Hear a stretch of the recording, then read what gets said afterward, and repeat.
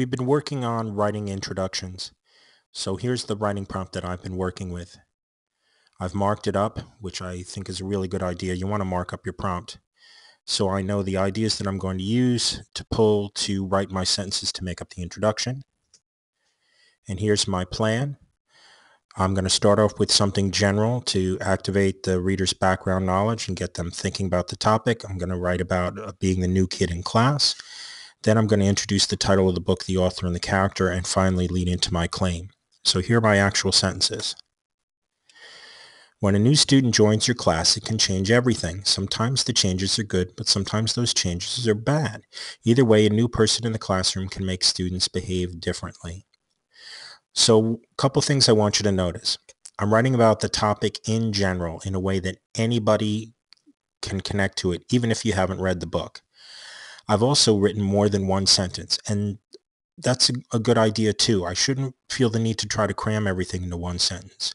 More sentences are going to make my introduction flow a lot better. Part 2, the title of the book, the author, and the character. In the book Fire Girl by Tony Abbott, Tom Bender's class gets a new student.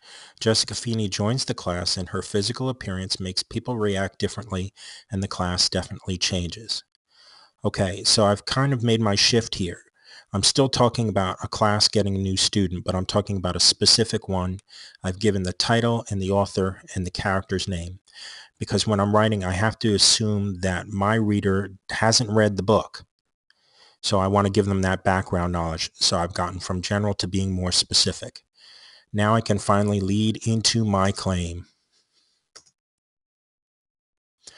Tom Bender becomes more confident because Jessica joins the class.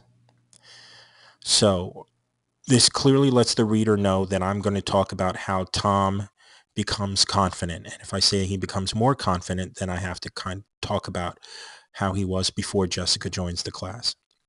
So it may not be the best. If I had time, I could go back and edit and proofread and revise and make things a little bit better.